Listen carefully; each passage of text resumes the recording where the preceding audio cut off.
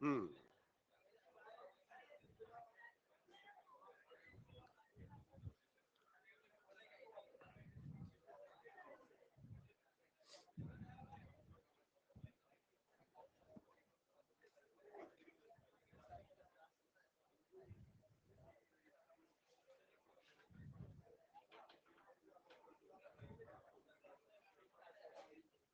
चलिए, तो देखो, कल बेटा अपन ने बात करनी शुरू करी थी ग्लोमेरुलर फिल्ट्रेशन की, ठीक।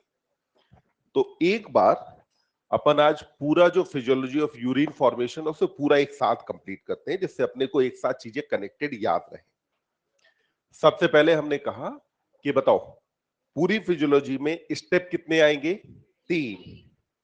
सबसे पहले स्टेप का नाम क्या होगा? अल्ट्रा फिल्ट्रेशन या ग्लोमेरुलर फिल्ट्रेशन। दूसरे का नाम सिलेक्टिव रीअब्जॉर्प्शन। और तीसरा क्या होगा? Tubular secretion. तो पहले अपन अब समझना शुरू करते हैं वापस से एक बार कि अल्ट्रा फिल्ट्रेशन होता कैसे है, या अल्ट्रा फिल्ट्रेशन के लिए कौन सी चीजें रेस्पॉन्सिबल है। तो देखिए,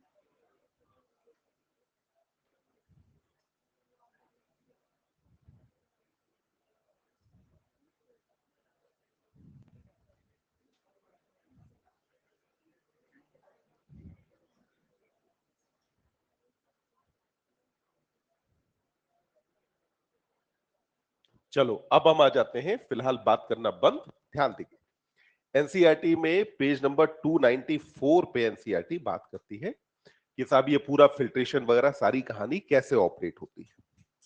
अब इसके अंदर अपन ने जो कहा कि ये जो मैंने रेड कलर से स्ट्रक्चर बनाई, इसका नाम बोलेंगे जरा, क्या है? ग्लोमेरुलस। यहां से ब्लड आ रहा है और यहां से बेटा ब्लड जा रहा है। तो अपन ने कहा कि लाने वाला जो ब्लड वेसल है इसका नाम है एफरेंट आर्टेरियोल। तो लाने वाली ब्लड वेसल कौन सी? Efferent arteriole. और ले जाने वाला कौन? Efferent arteriole. मैंने शुरू से आपसे कहा है कि हमेशा एफरेंट का डायमीटर क्या रखना है? ज्यादा, जबकि इफरेंट का डायमीटर क्या रखेंगे? कम।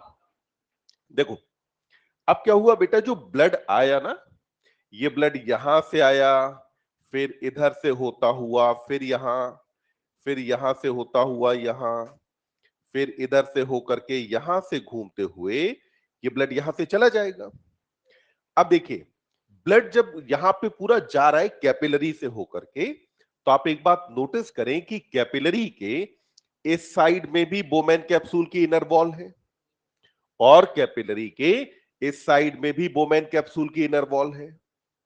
कल जो हमने बात की थी उसके अंदर अपन ने कहा था कि लेट्स से अगर ये हमारे पास, हम मान लेते हैं कि ये ग्लोमेरुलर कैपिलरी है, तो अपन ने क्या बोला कि ग्लोमेरुलर कैपिलरी में कुछ छोटे छोटे पोर्स होंगे, और जो पोर्स होंगे उनको क्या नाम देंगे बेटा? हम क्या कहा जाएगा? फेनेस्ट्री। यहां पे जो पोर्स होंगे, इन पोर्स को नाम क्या मिलेगा? फेनेस्ट्री कहा जाएगा। तो हमने कहा कि साहब ये पोर्स है जिनका नाम क्या है? फेनेस्ट्री। और ये फेनेस्ट्री बहुत ज्यादा बड़े नहीं होते हैं, फेनेस्ट्री कंपैरेटिवली काफी छोटे से रहेंगे। फिर हमने कहा था कि इस कैपिलरी को अब यहां पे बेटा सराउंड करती है कौन, तो अपन ने कहा पोडोसाइट। अब पोडोसाइट के लिए हमने कहा कि लेट से एक पोडोसाइट ये है और बगल में दूसरी वाली पोडोसाइट ये हुई, तो ऐसे अपन ने एक पोडोसाइट इधर भी बनाई। अब हमने कहा था ना कि पोडोसाइट में क्या रहेगा, फुट लाइक प्रोसेसेस पाई जाती हैं। तो देखिए इसकी प्रोसेस ये दूसरी और फिर ये आ गई। क्या इसकी प्रोसेस ने कैपिलरी को सराउंड किया, और दूसरे की प्रोसेस एक ये हुई, और ये जो प्रोसेसेस हैं ये बेटा क्या कर रही हैं, ऐसे ही करके जैसे यहां है कुछ ऐसा ही डायग्राम इधर बनेगा। तो इसने क्या किया, ऐसे करके सराउंड किया। कल जो हमने एग्जांपल समझा था बॉटल को ऐसे हाथ में पकड़ के, तो यहां पे क्या हुआ कि पोडोसाइट में जो अपन ने कहा कि यहां पर जो पेडिसल पाए जाएंगे या फुट लाइक प्रोसेसेस होंगी, उसकी वजह से यहां बीच में स्पेस बनेंगे, और स्पेसेस को क्या कहा जाएगा, स्लिट पोर। स्पेसेस को अपन क्या नाम देंगे, स्लिट पोर नाम दिया जाएगा। तो ये जो सेल है इसका नाम क्या हुआ, पोडोसाइट।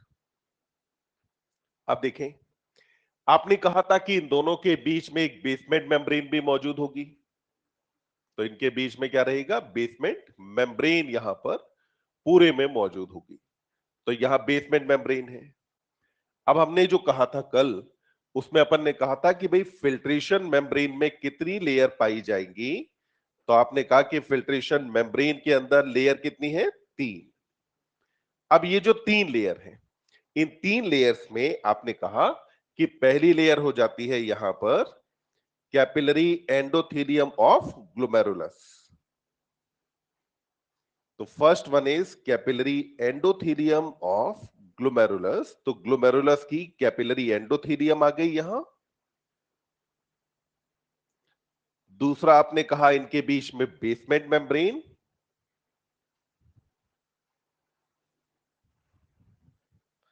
और तीसरा आपने कहा कि यहां पर इपिथेलियम ऑफ बोमेन कैप्सूल। और इपिथेलियम ऑफ बोमेन कैप्सूल में हम बात किसकी कर रहे हैं, पोडोसाइट की। तो अपन ने कहा बोमेन कैप्सूल की इपिथेलियम। इतनी बात तो अपन कल कर चुके थे। अब इसके आगे हम पढ़ते हैं। तो देखिए जब एनसीईआरटी लिखती है अल्ट्रा फिल्ट्रेशन के बारे में, तो लगभग देखो चौथी पांचवी लाइन में लिखा है एनसीईआरटी ने कि जो अल्ट्रा फिल्ट्रेशन है ये कैपिलरी ब्लड प्रेशर की वजह से होता है। मिली लाइन, अल्ट्रा फिल्ट्रेशन किसकी वजह से होता है, कैपिलरी ब्लड प्रेशर की वजह से। तो अंडरलाइन करेंगे, अल्ट्रा फिल्ट्रेशन किसकी वजह से हो रहा है, कैपिलरी ब्लड प्रेशर की वजह से। अब ये जो लाइन एनसीईआरटी ने कही है ना, इस लाइन को एक बार अपन समझते हैं कि भाई कैपिलरी ब्लड प्रेशर का यहां पर मतलब क्या है, या एनसीईआरटी ने कहना क्या चाहा है, इस कहानी को अपन एक बार समझेंगे।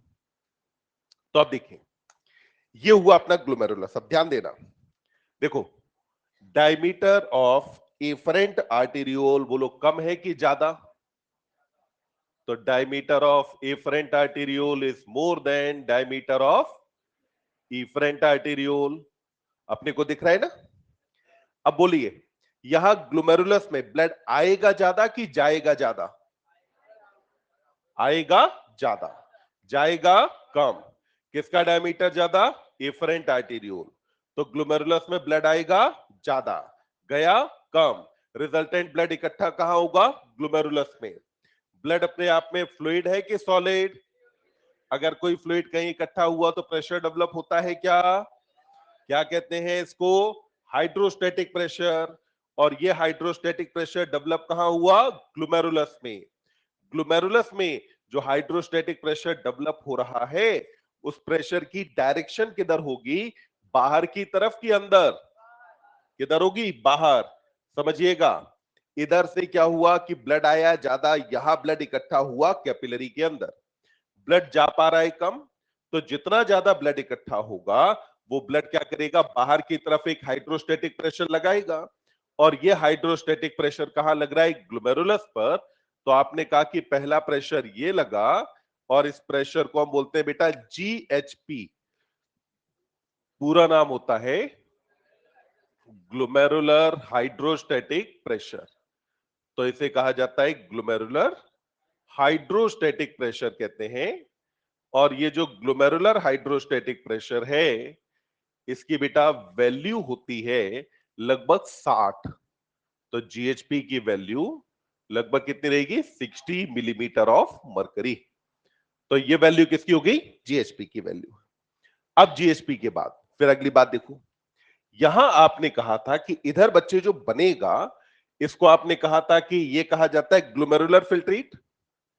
ये क्या है? ग्लोमेरुलर फिल्ट्रेट है। पढ़ेंगे एनसीईआरटी। क्या कहा था कि glomerular filtrate is plasma with protein की विदाउट प्रोटीन? Without protein. तो आपने कहा कि ये क्या है? प्लाज्मा विदाउट प्रोटीन है। तो आपने कहा कि ग्लोमेरुलर फिल्ट्रेट होता है प्लाज्मा विदाउट प्रोटीन। मतलब कि आप समझिएगा, अगर देखो यहां पे बताओ ब्लड होगा, यहां क्या भरा है? ब्लड। यहां क्या भरा है? प्लाज्मा विदाउट प्रोटीन है। आरबीसी यहां पे है, हाँ कि नहीं? यहां डब्ल्यूबीसी, यहां डब्ल्यूबीसी, यहां प्लेटलेट, यहां प्लेटलेट, यहां प्रोटीन, यहां पे प्रोटीन, एल्ब्यूमिन, एल्ब्यूमिन प्रोटीन है ना? एल्ब्यूमिन, एल्ब्यूमिन किसके लिए जिम्मेदार था? Osmotic balance. किसके लिए जिम्मेदार था? Osmotic balance. तो समझना, एल्ब्यूमिन यहां पे है और एल्ब्यूमिन यहां पे नहीं है। अब ध्यान देंगे, हमने एनसीईआरटी में क्या पढ़ा था सर्कुलेशन के अंदर? तो हमने पढ़ा था कि साहब albumin help in osmotic balance. Line याद आई? क्या कहा था एनसीईआरटी ने? Albumin help in osmotic balance. तब मैंने आपको समझाया था कि हेल्प इसलिए कहा है क्योंकि दूसरा कौन होता है? इलेक्ट्रोलाइट। मान लेते हैं, लेट्स से ब्लड का जो ऑस्मोटिक प्रेशर है, इस प्रेशर में से एक्स कंपोनेंट एल्ब्यूमिन की वजह से है। एक्स किसकी वजह से बेटा? एल्ब्यूमिन। और वाई जो है ये कंपोनेंट अपन मान लेते हैं कि इलेक्ट्रोलाइट की वजह से है। तो फिर अब आप ध्यान देंगे, यहां का जो ऑस्मोटिक प्रेशर होगा वो एक्स प्लस वाई होगा। होगा कि नहीं? यहां का ऑस्मोटिक प्रेशर केवल क्या होगा? वाई। यहां पे क्या हुआ? X plus Y. यहां पे केवल क्या है? वाई। तो बोलो ऑस्मोटिक प्रेशर कहां का ज्यादा? ग्लोमेरुलस में कि बोमैन कैप्सूल? ओपी कहां ज्यादा? किसकी वजह से ज्यादा? क्योंकि ग्लोमेरुलस में क्या है? एल्ब्यूमिन। जबकि यहां पे एल्ब्यूमिन नहीं है। ऑस्मोटिक प्रेशर क्या चाहेगा? पानी को खींचना कि बाहर भेजना? पानी को खींचना।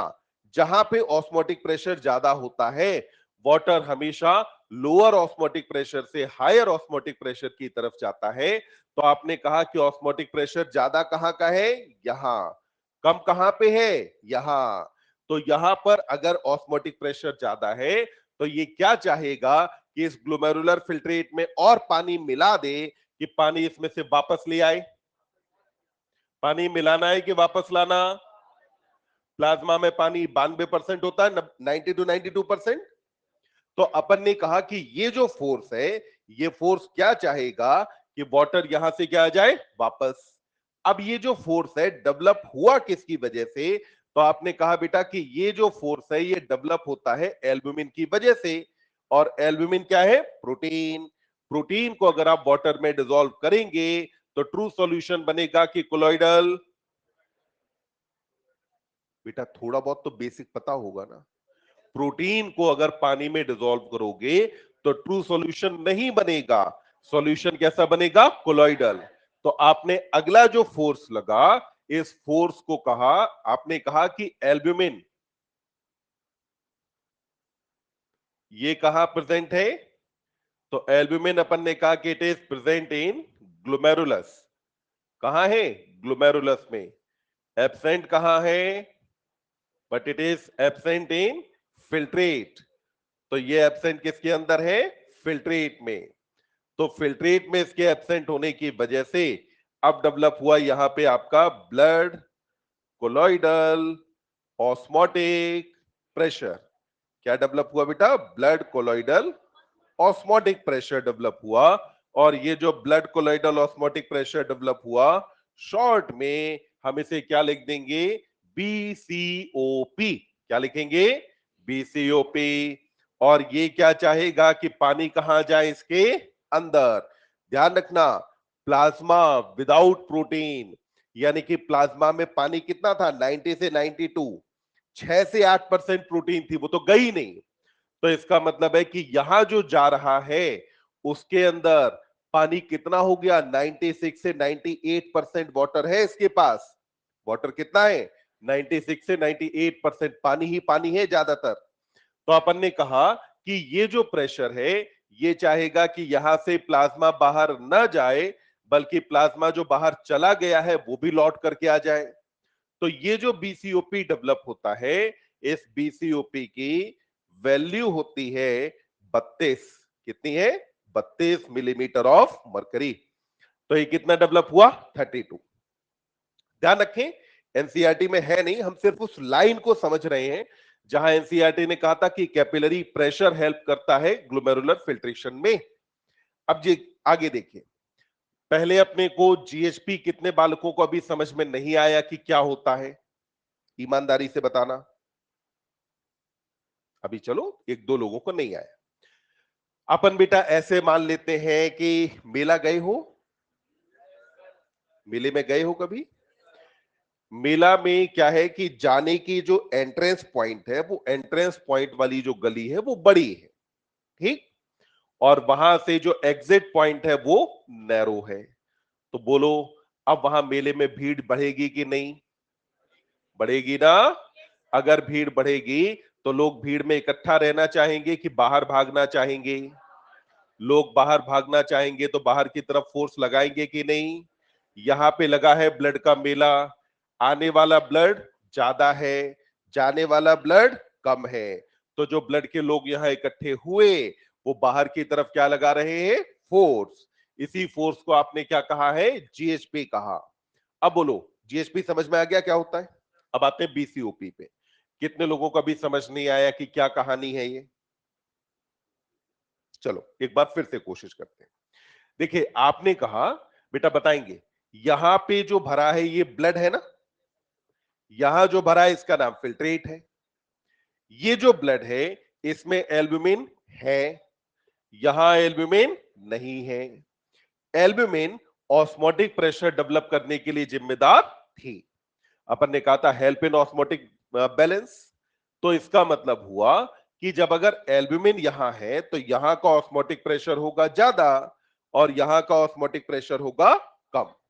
तो ये ऑस्मोटिक प्रेशर चाहेगा कि हम पानी को कहां खींच लाएं? अंदर। ये क्या चाहेगा? पानी को कहां खींच लाएं? अंदर। किशमिश लो, पानी में डालो। किशमिश ज्यादा मीठी होती है, किशमिश ज्यादा मीठी है, तो किशमिश का ऑस्मोटिक प्रेशर ज्यादा है। वो क्या चाहता है कि पानी कहां खींच लाओ? अंदर। अब वहीं पे अगर आप किशमिश को डाल दो चाशनी में, तो क्या किशमिश फूलेगी? नहीं, किशमिश नहीं फूलेगी। क्यों नहीं फूलेगी? क्योंकि बाहर का भी ऑस्मोटिक प्रेशर ज्यादा था, तो पानी नहीं खींच पाई। अभी यहां पे क्या है? इसके पास मिठास ज्यादा है, इसके पास कम है। तो ये यहां से पानी कहां खींच लेगा? अंदर। ये पानी को कौन खींच रहा है या किसकी वजह से आया? प्रोटीन। क्या प्रोटीन वाटर के साथ ट्रू सॉल्यूशन बनाएगा? नहीं। सॉल्यूशन कैसा बना? कोलॉइडल। तो इसीलिए आपने इस प्रेशर को क्या कहा? Blood colloidal osmotic pressure. ठीक, इतनी बात समझ में आई? अब इसके बाद आगे देखते हैं।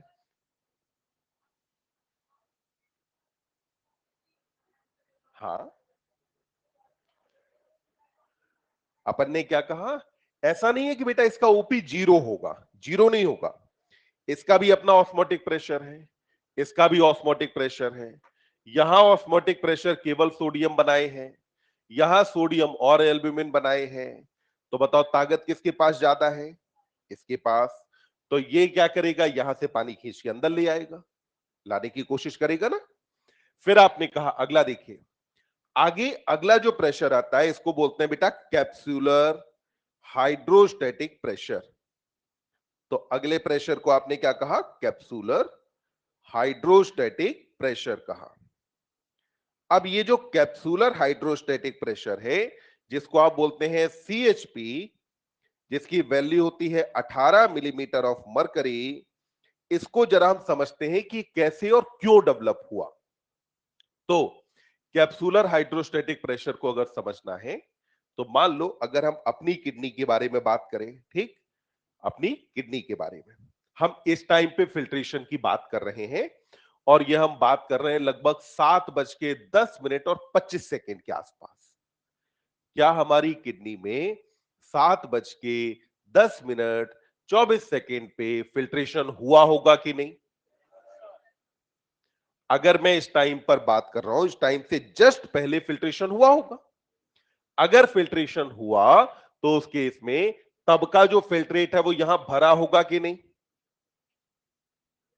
तब का जो फिल्ट्रेट है वो यहां भरा होगा कि नहीं? ये जो फिल्ट्रेट यहां पे भरा है, ये फिल्ट्रेट नए फिल्ट्रेट के आने को वेलकम करेगा कि रोकेगा? फिर से सुनिएगा। आपने कहा कि हम जिस टाइम पर फिल्ट्रेशन की बात कर रहे हैं, उस टाइम से जस्ट पहले फिल्ट्रेशन हुआ है, या रादर हम कहें कि ये तो कंटिन्यूअसली हो रहा है। तो जस्ट पहले जो फिल्ट्रेशन हुआ, तब का फिल्ट्रेट बोमेन कैप्सूल में भरा है। ये फिल्ट्रेट नए फिल्ट्रेट के आने को वेलकम करेगा कि रिटार्ड? वेलकम या रिटार्ड? रिटार्ड करेगा ना। अगर रिटार्ड करेगा तो इसका मतलब हुआ कि अब ये जो प्रेशर यहां लगने वाला है, ये प्रेशर इस डायरेक्शन में लगेगा, और क्या कहा जाएगा बेटा? सीएचपी, यानी कैप्सूलर हाइड्रोस्टैटिक प्रेशर। अब इसके बाद अपन ने कहा कि प्रेशर कितने काम करते हैं? 3। मेन जो एनसीईआरटी बात करती है, एनसीईआरटी ने कहा कि यहां पे कौन कैपिलरी प्रेशर काम करता है। तो वो जो कैपिलरी प्रेशर था, किसकी बात कर रही थी एनसीईआरटी? इसके बारे में। अकेला ये काम नहीं करता, ये दोनों भी साथ में काम करते हैं। अब इस कंडीशन में अगर मुझे निकालना हो कि नेट फिल्ट्रेशन प्रेशर कितना होगा, अगर मैं निकालना चाहूं कि बेटा नेट फिल्ट्रेशन प्रेशर कितना होगा, तो बताओ नेट फिल्ट्रेशन प्रेशर कैसे निकालेंगे? कैसे निकालेंगे? सबसे लास्ट वाली सीट पे बताओ बेटा, बोलो कैसे निकालेंगे? हाँ, तुमसे पीछे अब कोई नहीं है। प्लस कितना? ये 60 है, ये 32 है, ये 18 है, वैल्यू कितनी आएगी?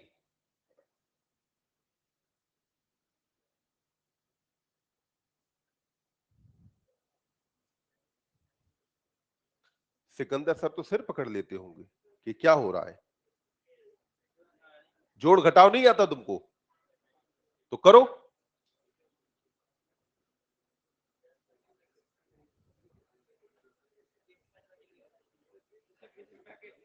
कितना आएगा?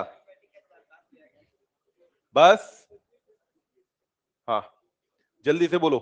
चलो अपनी सहेली की मदद लो, तुम बताओ कितना आएगा? 10। वैल्यू कितनी आएगी? 10। सबसे पीछे कोने पे बैठा हुआ बालक बताएगा, बताओ 10 कैसे आया? सबसे पीछे कोने में बैठा हुआ बालक, खड़े हो जाओ, बताओ कैसे आया ये?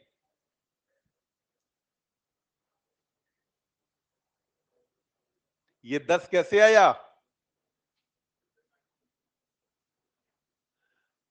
फॉर्मूला बता सकते हो क्या बनाए?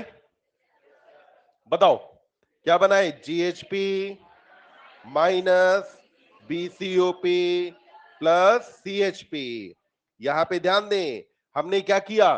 सेम डायरेक्शन में लगने वाले फोर्सेस को जोड़ दिया और अपोजिट डायरेक्शन वाले फोर्स से घटा दिया। अगर हम घटाएंगे तो वैल्यू कितनी आएगी? 10। तो यहां वैल्यू कितनी आ गई? 10 मिलीमीटर ऑफ मरकरी। बोलो इतनी बात समझ में आई कि नहीं?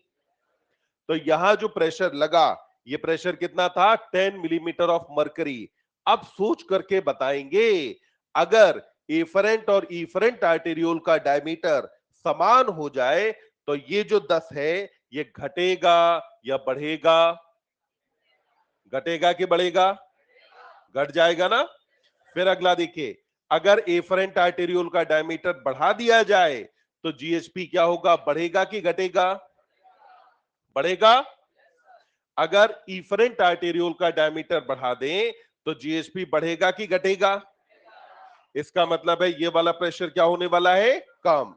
यानी कि अगर एफरेंट आर्टेरियोल का डायमीटर बढ़ाते हैं तो फिल्ट्रेशन बढ़ता है, इफरेंट का डायमीटर बढ़ाते हैं तो फिल्ट्रेशन क्या हो जाएगा, कम।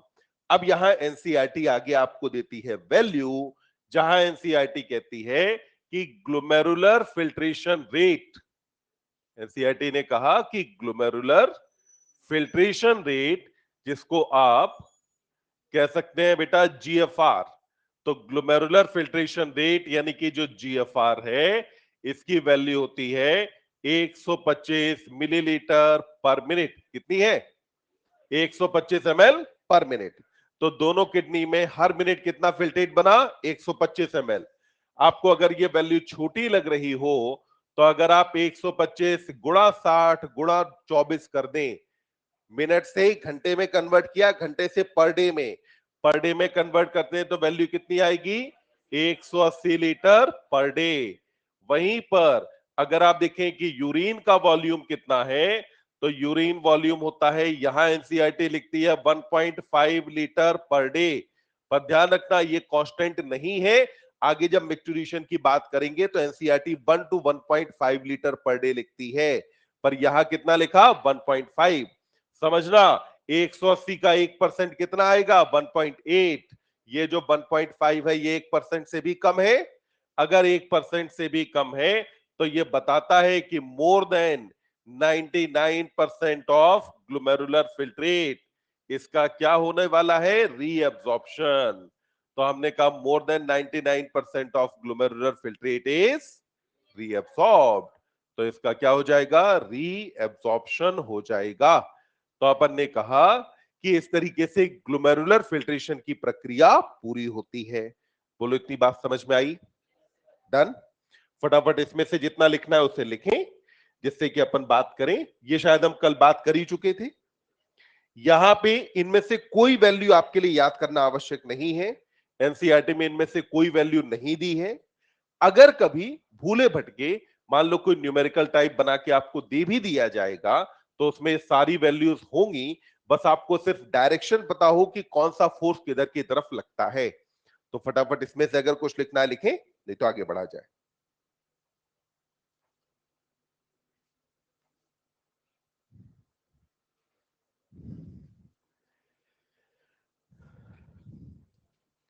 आरडीएक्स पेडिसेल होता है, पोडोसाइट में फुट लाइक प्रोसेसेस को पेडिसेल कहा जाता है।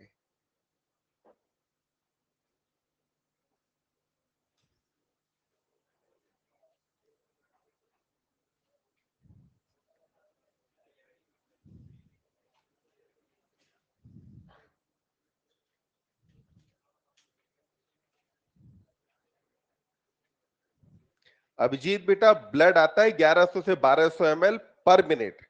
ये जो 180 लीटर पर डे है ये ग्लोमेरुलर फिल्ट्रेट है कि ग्लोमेरुलर फिल्ट्रेट बना कितना। कितने लोग लिख रहे हो? हाँ तो लिखो जल्दी।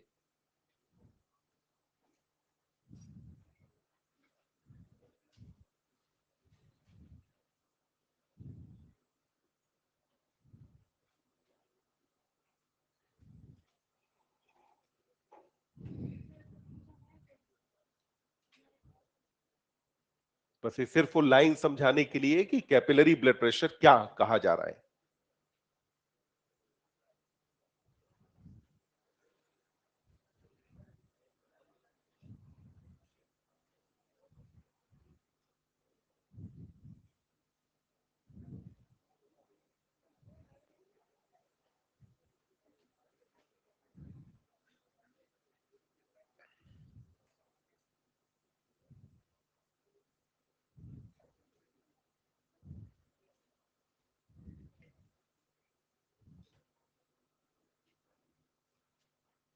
कुछ तो।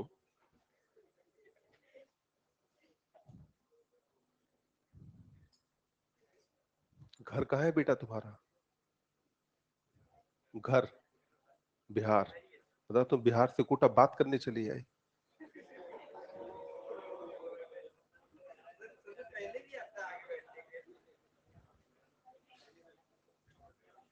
बताओ, बात करने की इतनी प्रबल इच्छा कि तुमने बिहार से कोटा तक की यात्रा कर ली बात करने के लिए।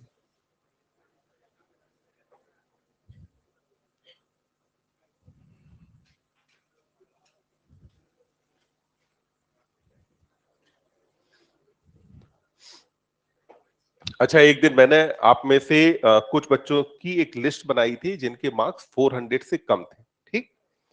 तो फिर अपन उसके बाद उस बात पे डिस्कशन कर नहीं पाए कि अपने को एक्चुअली करना क्या था, ठीक। तो जितने बच्चों के नंबर 400 से कम थे उनकी लिस्ट, हालांकि अभी मेरे पास है ये कागज। तो देखो, एक तो अपने को क्या करना है, नंबर बढ़ाने की नहीं, कोई ऐसा जिसकी बढ़ाने की इच्छा नहीं हो, या किसी ने सोच रखा हो सिलेक्शन होगा अगले साल, नहीं ना। चलिए, तो देखिए, सिलेक्शन के लिए सबसे पहला जो अपन एक इंपॉर्टेंट काम करें नंबर बढ़ाने के लिए, पर्टिकुलरली जूलॉजी में, पढ़ते हम सब हैं, ठीक। हम पढ़ते हैं, उसके बावजूद एक कॉमन सी समस्या होती है कि हमको रिटेन नहीं होता, क्वेश्चन में सिली मिस्टेक्स हो जाती हैं। एक कॉमन सी समस्या है कि सर पेपर में टाइम कम पड़ गया इसलिए हम सारे क्वेश्चन अटेम्प्ट नहीं कर पाए। तो अब एक एक करके जो भी आपकी अपनी समस्या हो उसके हिसाब से आप अपने लिए देख लें कि आपको करना क्या है। तरीके मैं बताता हूं। सबसे पहला, जब आप पढ़ें तो पहली बार में जब पढ़ें तो पहली बार में अपने को क्या करना है, एनसीईआरटी बहुत थॉरोली पढ़नी है। हमेशा ध्यान रखें, क्या ज्यादा बेहतर है कि आप ज्यादा खाएं कि अच्छा खाएं, कि ज्यादा खाना। तो जब पहली बार में पढ़ो तो इसी भाव से पढ़ो कि अभी आप एनसीईआरटी एक तरीके से काइंड ऑफ आप खा रहे हैं, आपको एनसीईआरटी एसिमिलेट करनी है। आपको पहले क्या करना है, एनसीईआरटी आपने खाना है, खाया, अब उसे डाइजेस्ट करना है, डाइजेस्ट करके फिर उसे एब्जॉर्ब करना है, यानी कि अपनी बॉडी के अंदर लेके आना है। डाइजेशन में हम कॉम्प्लेक्स मॉलिक्यूल को सिंपल मॉलिक्यूल में तोड़ते हैं कि नहीं। तो एनसीईआरटी में कॉम्प्लेक्स कॉम्प्लेक्स सी जो लाइनें लिखी हैं उन्हें पहले क्या करना है, सिंपल लाइंस के अंदर तोड़ना है। जब सिंपल लाइन में तोड़ लिया तो अपने अंदर क्या कर लेना है, एब्जॉर्ब, ठीक। एक बार अपन ने एब्जॉर्ब कर ली, इस टाइम पे हम साथ में क्या करेंगे, चाहे कोई भी किताब हो इंक्लूडिंग एनसीईआरटी, कभी भी किसी भी चैप्टर का किसी भी पैराग्राफ की हर लाइन इक्वली इंपॉर्टेंट नहीं होती। लाइन में कई सारे वर्ड होते हैं, पैराग्राफ में कुछ लाइनें होती हैं जो सिर्फ सेंटेंसेस को कनेक्ट करने के लिए लिखी जाती हैं, उनका एज सच कोई बहुत ज्यादा इंपॉर्टेंस नहीं होती। आप जब पहली बार पढ़ रहे हैं तो हर पैराग्राफ में जितनी भी नई टर्म आ रही हैं, ठीक, नई टर्म अंग्रेजी की नहीं, अंग्रेजी की अगर टर्म है तुरंत के तुरंत कभी भी ध्यान रखें किसी भी वर्ड का अपने हिसाब से मतलब नहीं निकालना होता। आप तुरंत डिक्शनरी में देखो कि एक्चुअली इस वर्ड का मतलब क्या होता है, क्योंकि अगर आपको एक्चुअल मतलब नहीं पता है और आपने कुछ गलत मतलब अपने हिसाब से सोच लिया तो जाहिर सी बात है चीज अब गड़बड़ हो गई। तो पहली बार में जब पढ़ना है, चाहे जितना समय लगे, आप बहुत तसल्ली से पढ़ेंगे, एकदम फुल, पूरे आराम से। मैं कहता हूं भले एक पेज पढ़ने में घंटा भर लग जाए, लगने दो, क्योंकि ये जो 1 घंटे का इन्वेस्टमेंट है ये आपको आगे बहुत ज्यादा काम आने वाला है। तो पहली बार अपन ने पढ़ लिया, साथ में क्या किया, जितने भी नए वर्ड आए, जितने भी इंपॉर्टेंट वर्ड्स अपने को लगे, उन सबको अपन ने क्या किया, पेंसिल से या हाइलाइटर से हमने मार्क कर दिया कि साहब ये इंपॉर्टेंट चीजें हैं। अब एक बार जब आप उस पैराग्राफ को, उस लाइन को, उस पेज को आप पढ़ चुके हैं, तो अगली बार जब पढ़ेंगे तो आपका ज्यादा फोकस कहां होगा, हाइलाइटेड एरियाज पे, बाकी जगह पे फोकस कंपैरेटिवली कम होगा। तो क्या होगा, अगली बार में आपको जो समय है वो थोड़ा सा कम लगेगा। साथ में बायो में कॉमन जो हम एक गलती करते हैं कि हम बायो कई बार ये मान लेते हैं कि बायोलॉजी याद करने की चीज है। बायोलॉजी याद करने की चीज नहीं है, बायोलॉजी समझने की चीज है। आप जब भी पढ़ें तो पढ़ते टाइम आप साथ में क्या करें कि आप एक रफ कॉपी और एक पेन आप से साथ लेके बैठे। पैराग्राफ आपने पढ़ा, यानी कि फूड लिया, डाइजेस्ट किया, अब एब्जॉर्ब करने की बारी है। एब्जॉर्ब करने के लिए हमने क्या किया, पूरे पैराग्राफ में जितनी बातें थी उनको हमने बस 2-4 लाइनों में एकदम समराइज फॉर्म में, एकदम गंदी सी बेकार सी राइटिंग में बस जल्दी जल्दी से लिख लिया। एक बार लिख के देख लिया कि हाँ साहब ठीक है, इस पैराग्राफ के अंदर हमने कितनी चीजें पढ़ी। तो ये आपका पहला टेस्ट होगा कि आपने पैराग्राफ में से कितनी चीजें रिटेन करी हैं और कितनी चीजें आप भूल गए हैं। ये सबसे पहला काम। अब उसके बाद क्या करना है कि अब आपको रिवीजन करना है। एक कॉमन सी समस्या हम सबके साथ आती है कि रिवीजन कैसे करें, क्योंकि बिना रिवीजन के अपना भला हो नहीं सकता, क्योंकि नीट इतना ज्यादा हाई स्कोरिंग एग्जाम है। तो अब रिवीजन देखिए दो तरीके से होता है। पहला तो क्लासिकल ओल्ड एज मेथड, कि आप वापस से एनसीईआरटी उठाओ और फिर वापस से पढ़ना शुरू हो जाओ। एक नया कंपेटिबली ज्यादा आसान तरीका रेट्रोग्रेड। रेट्रोग्रेड का मतलब है कि आपको जो चैप्टर रिवाइज करना है, आप उस चैप्टर के रैंडमली 50-100 क्वेश्चन उठाओ कहीं से। ठीक, जो 50 से 100 क्वेश्चन आपने उठाए, उन 50-100 क्वेश्चंस को क्या करो, आप लगा डालो। आपके दो काम हुए। पहला, आपका रिवीजन हो गया। दूसरा इंपॉर्टेंट काम आपका साथ में ये हुआ कि टॉपिक में आपको पता चल गया कि टॉपिक में कौन कौन से मेरे वीकर सेक्शंस हैं, कौन से सेक्शन है जो मैं भूल रहा हूं। तीसरा एक फायदा और होता है, जब आप कोई ये क्वेश्चन लगाते हैं तो आपका दिमाग न केवल उस क्वेश्चन को रिकॉल कर रहा होता है, बल्कि उसमें जो चार ऑप्शन दिए हैं उन चारों ऑप्शंस को भी रिकॉल करता है। भाई हम देखेंगे ना कि बाकी के ऑप्शन सही गलत क्यों है। तो अपन क्या कर सकते हैं कि रिवीजन में अगर हमें लगता है कि टॉपिक हमें ठीक ठाक सा आता है, हमें रिवाइज करना है, तो हम क्वेश्चंस के थ्रू रिवीजन कर सकते हैं। लेट्स से पूरा चैप्टर पढ़ने में मेरे को मान लो 1.5 या 2 घंटा लगता, और वहीं अगर मैंने 50 क्वेश्चन करे, तो 50 क्वेश्चन में बायोलॉजी के हिसाब से अगर मैं बात करूं, तो हार्डली आपको कोई 25 से 30 मिनट के बीच में लगने चाहिए। यही काम आपका 25 से 30 मिनट में हुआ और आपने 50 क्वेश्चन आपने कर लिए। फिर अगला का क्या करना है, तो एक काम क्या करना है कि अपने को क्वेश्चन प्रैक्टिस पे फोकस खूब करना है। और बल्कि हम डेली का जो है एक टारगेट बना के चले कि मिनिमम हर सब्जेक्ट के, फिजिक्स, केमिस्ट्री, जूलॉजी, बॉटनी, इन सारे सब्जेक्ट्स की कम से कम हम मिनिमम 30 क्वेश्चन पर डे कर रहे हो। क्वेश्चन कहां से सोर्स करने हैं, शायद अब आपको बताने की आवश्यकता नहीं है। बाजार में किताबें हैं, आजकल टेक्नोलॉजी का, टेलीग्राम का जमाना है, दुनिया भर का पायरेटेड सामान हर जगह मिलता है, ये आप खूब अच्छे से जानते हैं। जितना समय फेसबुक पे या इधर उधर इंस्टाग्राम पे या मैसेज करने में बिताते हो, थोड़ा सा टेलीग्राम पे सर्च कर लेना, कई सारे पेपर मिलेंगे।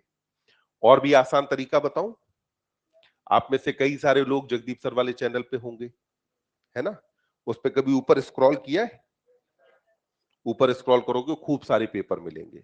हमने पिछले साल खूब सारे पेपर डाले, तो उसमें इवन आपको सिलेबस भी मिलेगा कि कौन से पेपर में क्या क्या टॉपिक्स हैं। तो उनमें से जो टॉपिक अभी आपने पढ़ लिया, आप वहां के क्वेश्चन कर सकते हैं। तो वहां से क्वेश्चन मिल गए, बाजार से किताब खरीद लो, कहीं से, किसी भी जगह से आप क्वेश्चन कहीं से भी आप सोर्स करो, इट डजंट मैटर। एक और इंपॉर्टेंट बात है, कभी भी अपनी टेंडेंसी ये ना रखें कि आपने क्वेश्चन एक बार कर लिया और कहानी खत्म हो गई। जब क्वेश्चन आप पहली बार कर रहे होते हैं, तो पहली बार क्वेश्चन करते टाइम आप सिर्फ ये जान रहे होते हैं, या आपका टारगेट होता है कि आप उस क्वेश्चन का सही आंसर ढूंढ दें। मेरा भी यही होता है। जब मैं पहली बार सॉल्व करता हूं, तो मेरा टारगेट सिर्फ और सिर्फ इतना होता है कि मैं क्वेश्चन का सही आंसर ढूंढ दूं। जैसे जब भी नीट का पेपर आता है, तो नीट का पेपर जब सॉल्व करना होता है, तो मैं अपनी अप्रोच बताता हूं, मैं दो दो बार करता हूं। पहली बार मैं सिर्फ बैठ करके आंसर की में सिर्फ आंसर भरता हूं बस, और कोई काम नहीं। फिर दोबारा मैं सॉल्व करता हूं। अब इसके बाद अब मैं एनटीए में कमियां ढूंढता हूं कि एनटीए ने कमी कहां कहां छोड़ी, कौन से क्वेश्चन में क्या क्या गड़बड़ किया गया, किन चीजों को कैसे एडजस्ट किया जा सकता था। तो आप जब दोबारा करते हैं, तो फिर आप आंसर ढूंढने वाले मोड पे नहीं होते, आप एक्चुअली एनालाइज करने वाले मोड पे होते हैं कि भाई यही ऑप्शन क्यों, कुछ और क्यों नहीं हो सकता था, या अगर ये क्वेश्चन है तो इसमें और आंसर क्या क्या हो सकते थे, या बाकी जो चार ऑप्शन है, चार ऑप्शन कहां पे एडजस्ट होते हैं, ये क्यों सही हुए, क्यों गलत हुए। यानी कि अपन क्वेश्चन को कहीं ना कहीं एनालाइज करेंगे। और बल्कि फिजिक्स केमिस्ट्री तो मैं कहूंगा कि क्वेश्चन कम से कम 3-4 बार लगाओ। जब आप अगर तीसरी चौथी बार लगाएंगे, तो अभी तक आप पहली 2 बार में आप उन तरीकों से क्वेश्चन कर रहे थे जो आपने क्लास में सीखे थे। तीसरी चौथी बार करोगे तो आप कुछ ना कुछ नया तरीका भी ढूंढ लोगे कि उस क्वेश्चन को और आसानी से और आराम से कैसे किया जा सकता है। तो अपने को क्वेश्चन प्रैक्टिस ये नहीं कि एक बार करके छोड़ दी। तो कुल मिला के मुद्दे की बात यह है कि आपको क्वेश्चन प्रैक्टिस पे ध्यान देना है। जिन बच्चों को अगर लगता है कि आपको पेपर में टाइम कम पड़ जाता है, आप हमेशा क्वेश्चन प्रैक्टिस टाइमर लगा के, अलार्म क्लॉक लगा के करें। अलार्म क्लॉक लगाओ।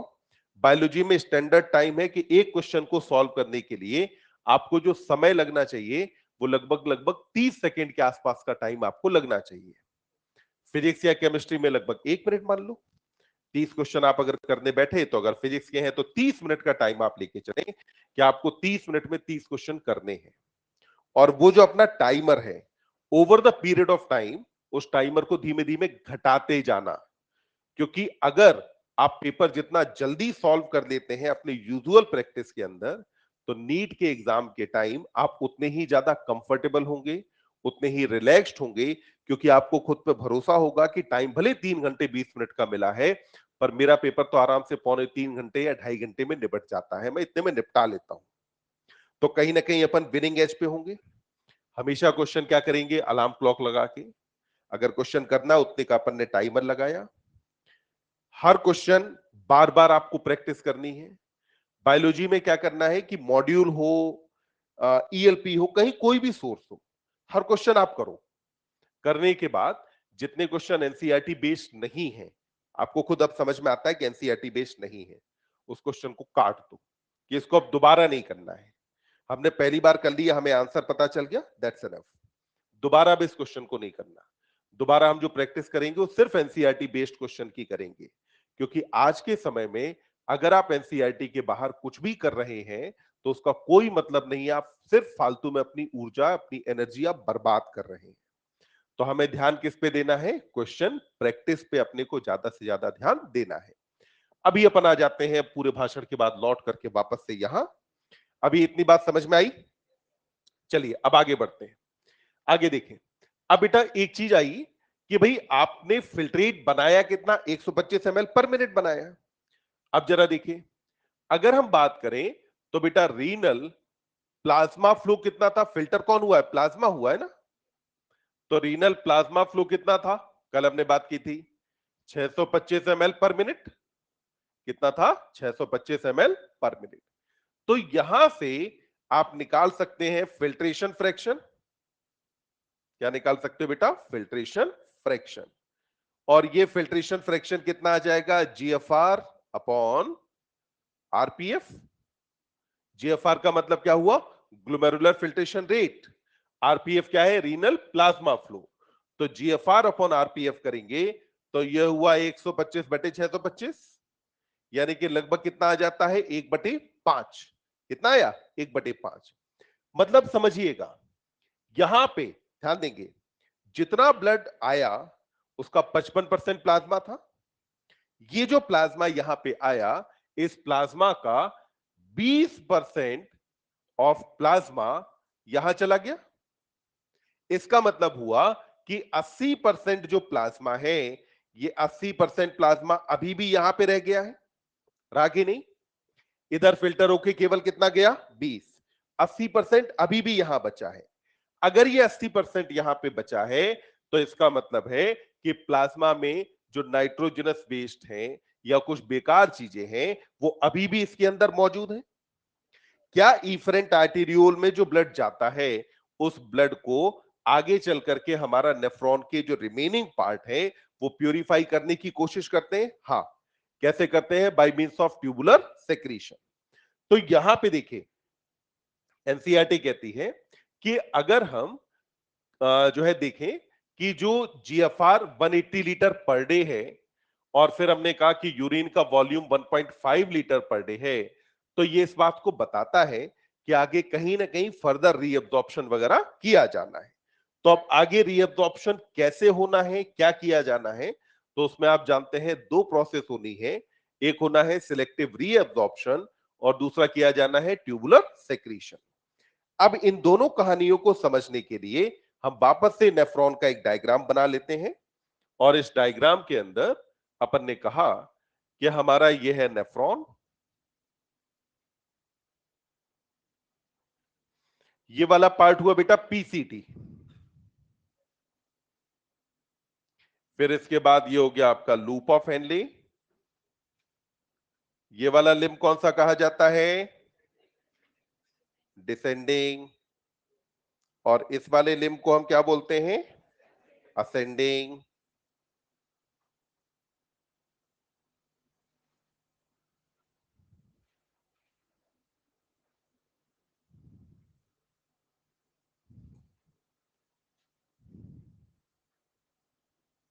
अब इसके बाद अगले पार्ट का नाम डीसीटी, और डीसीटी अब कहां जाकर के ओपन होने वाला है? कलेक्टिंग डक्ट, जो हम बात कर चुके कि नेफ्रॉन का पार्ट नहीं है। अब यहां पे इधर अपन ने कहा कि भाई जो बोमैन कैप्सूल था, इस बोमैन कैप्सूल के अंदर ग्लोमेरुलस मौजूद था, जहां ग्लोमेरुलर फिल्ट्रेशन हुआ। फिर इसके बाद यहां से बाहर कौन गया? इफरेंट आर्टेरियोल, जिसके पास अभी भी 80% प्लाज्मा मौजूद है। अब यहां पे दो काम जो होने हैं, सिलेक्टिव रीअब्जॉर्प्शन और ट्यूबुलर सेक्रीशन। तो कल हमने एक डायग्राम बनाया था जिसमें बोमैन कैप्सूल के बाद अपन ने एक स्ट्रेट ट्यूब बनाई थी, इधर इफरेंट आर्टेरियोल नीचे दिखाया था। तब मैंने आपको कहा था कि अगर कोई चीज फिल्ट्रेट से अगर बाहर आएगी तो प्रोसेस को आप क्या कहेंगे? Selective reabsorption. और अगर फिल्ट्रेट में जाएगी तो आप क्या कहेंगे? ट्यूबुलर सेक्रीशन नाम देंगे। यानी कि अब प्रोसेस कितनी होनी है? दो। पहली क्या हुआ बेटा? Selective reabsorption. तो पहला अपन ने कहा कि पहला होगा सिलेक्टिव रीअब्जॉर्प्शन, और वहीं पर दूसरी प्रोसेस जो होनी है यह है ट्यूबुलर सेक्रीशन। तो दो काम किए जाने हैं। अब ये कैसे कैसे होंगे, इसको जरा एक बार अपन समझते जाते हैं। देखिए, जब ये फिल्ट्रेट यहां आता है बेटा पीसीटी के पास, तो पीसीटी के पास जब फिल्ट्रेट आएगा तो अभी इस फिल्ट्रेट का वॉल्यूम कितना है? 180 लीटर पर डे। अब इसमें से क्या करना है? इसका वॉल्यूम घटाना है कि बढ़ाना है? वॉल्यूम घटाएं कि बढ़ाएं? घटाने के लिए पानी बाहर निकालें कि अंदर डालें? पानी अगर बाहर निकालना है तो ऑस्मोसिस कहां होनी चाहिए? बाहर की तरफ। ऑस्मोसिस होने के लिए जरूरी यह है कि आपको पहले से क्या निकालना पड़ेगा? सॉल्ट। समझना, अभी आपने कहा था कि यह प्रोसेस नॉन सिलेक्टिव है। इसका मतलब है यहां जितना नमक है उतना ही नमक अंदर है। अगर यहां और अंदर नमक बराबर है तो पानी कहीं नहीं जाने वाला है। अब पानी को अगर निकालना है बाहर, तो बाहर निकालने के लिए सबसे पहले बाहर क्या निकालो? NaCl। क्या बाहर आएगा? NaCl। और ये जो NaCl बाहर आएगा ये 70 to 80%, कितना आएगा? 70 to 80% NaCl बाहर आया। और ये 70 to 80% NaCl जो बाहर आ रहा है ये एक्टिवली बाहर आता है। तो इसका ट्रांसपोर्ट कैसा रहेगा? एक्टिव। सबसे पहले पीसीटी कितना NaCl रीअब्सॉर्ब करती है? अपन ने कहा 70 to 80%। अब 70 to 80% अगर NaCl बाहर निकाला तो इसका मतलब हुआ बाहर नमक ज्यादा हुआ कि कम? ज्यादा। अगर नमक हुआ ज्यादा तो पानी बाहर जाएगा कि अंदर? बाहर। तो जितना नमक था उतना ही पानी बाहर चला जाएगा। यानी कि यहां से वाटर भी कितना बाहर जाएगा? तो वाटर के लिए आपने कहा कि ये भी 70 to 80% जाता है। और पूरे बायोलॉजिकल वर्ल्ड में वाटर हमेशा किससे जाता है? By means of osmosis. और बताएंगे ऑस्मोसिस एक्टिव होता है कि पैसिव? कैसा रहेगा? पैसिव है। तो आपने कहा कि यहां पर जो रीअब्जॉर्प्शन है, अपन ने कहा था ना कि एक्टिवली और पैसिवली दोनों तरीके से होते हैं। NaCl का रीअब्जॉर्प्शन कैसा हुआ? एक्टिव। वाटर का कैसा हुआ? पैसिव। समझना, अगर इसने बेटा 70 से 80% रीअब्जॉर्प्शन किया है तो क्या इससे ज्यादा रीअब्जॉर्प्शन कोई करेगा? नहीं। अगर आपको एब्जॉर्प्शन करना है ज्यादा तो क्या आपको सरफेस एरिया ज्यादा चाहिए कि कम?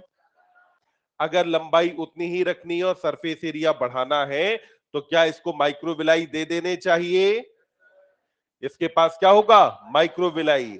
अगर माइक्रोविलाई यहां पर मौजूद है तो इसका मतलब है कि यहां पीसीटी में जो इपिथीलियम पाई जाती है वो आपने कहा कि पीसीटी के अंदर मौजूद होगी ब्रश बॉर्डर क्यूबॉइडल। कौन मौजूद होगा? ब्रश बॉर्डर क्यूबॉइडल होगा। और मुझे सोच करके बताएंगे कि जो माइक्रोविलाई है वो बेटा अंदर की तरफ होगा या बाहर की तरफ? माइक्रोविलाई कहां रहेगा? अंदर। पढ़ो एनसीईआरटी। सबसे पहले पीसीटी में क्या कहा कि PCT is lined by brush border cuboidal epithelia. PCT में क्या मौजूद है? Brush border cuboidal epithelia. NaCl बाहर कितना आया? 70 to 80%। वाटर भी कितना बाहर आया? 70 to 80% वाटर बाहर आ जाता है। इसका मतलब क्या हुआ समझना, यहां जो 180 लीटर पर डे था वो अब यहां के 36 बचेगा। यहां कितना था? 180। यहां के कितना बचा? 36। यहां पे 180, यहां 36। यानी कि आप सोचो लगभग लगभग 140 लीटर पर डे या 145 लीटर पर डे के आसपास रीअब्जॉर्प्शन अकेला कौन करता है? पीसीटी। तो पीसीटी ने इतना तो क्या किया? NaCl और वाटर का रीअब्जॉर्प्शन किया। पहले ये दोनों बातें हमें एकदम क्लियर हैं? तुम्हारी आवाज से लगता नहीं है मुझे लगता आधे तो सो ही रहे हैं कि नींद पूरी कर लो। ये बात, लड़का ज्यादा जोश में आ गया, ठीक, इतना ज्यादा भी नहीं। तो पहले अपन ने कहा 70 to 80% रीअब्जॉर्प्शन किसका हुआ? NaCl और वाटर का। बोलो NaCl का रीअब्जॉर्प्शन एक्टिव के पैसिव? अब देखेंगे आगे। आपने कहा कि यहां पर रीअब्जॉर्प्शन होता है न्यूट्रिएंट का। किसका रीअब्जॉर्प्शन हुआ बेटा? न्यूट्रिएंट। न्यूट्रिएंट का मतलब क्या हुआ? तो न्यूट्रिएंट में जब आप यहां बात करेंगे तो आपने कहा कि साहब यहां रीअब्जॉर्प्शन हो जाता है। जैसे कि अमीनो एसिड मान लो यहां आ गया, जैसे मान लो ग्लूकोज आ गया, जैसे मान लेते हैं फैटी एसिड यहां आ गए, तो इनका रीअब्जॉर्प्शन होगा। और ये रीअब्जॉर्प्शन होना है 100%। कितना होना है? 100 पूरा। जितने भी हैं सबके सब यही रीअब्जॉर्ब हो जाएंगे। अब समझिएगा, जो ब्लड आया था क्या उसके पास ग्लूकोज था? था ना? यहां जो प्रोसेस हुई नॉन सिलेक्टिव थी ना? मतलब कि जितना ग्लूकोज अंदर है उतना ही ग्लूकोज यहां होगा। इसका मतलब हुआ कि जितना ग्लूकोज यहां है उतना ही ग्लूकोज यहां से जा भी रहा है। इसका मतलब हुआ जितना ग्लूकोज यहां है उतना ही ग्लूकोज पेरिट्यूबुलर कैपिलरी में है। तो ग्लूकोज की कंसंट्रेशन के मामले में दोनों जगह पे कंसंट्रेशन बराबर है कि कम ज्यादा? अब बोलो ट्रांसपोर्ट एक्टिव हो कि पैसिव? एक्टिव क्यों होना चाहिए? क्योंकि आपको ले जाना है अगेंस्ट कंसंट्रेशन ग्रेडियंट। बात समझ में आई? हमने क्या कहा? जो ग्लूकोज आया उसमें से क्या हुआ? नॉन सिलेक्टिव था ये प्रोसेस। जितना ग्लूकोज यहां उतना ही यहां। तो इसका मतलब हुआ कि पेरिट्यूबुलर कैपिलरी में ग्लूकोज और यहां का ग्लूकोज बराबर होगा। यहां अब आपको करना है जीरो। अगर जीरो करना है तो उसके लिए अब आपको इसे कैसे लेकर के जाना पड़ेगा? एक्टिवली। तो आपने कहा कि ये वाला ट्रांसपोर्ट कैसा रहेगा? एक्टिव। बात समझ में आ गई अपने को?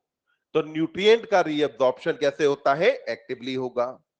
अब न्यूट्रिएंट के बाद अगला देखेंगे।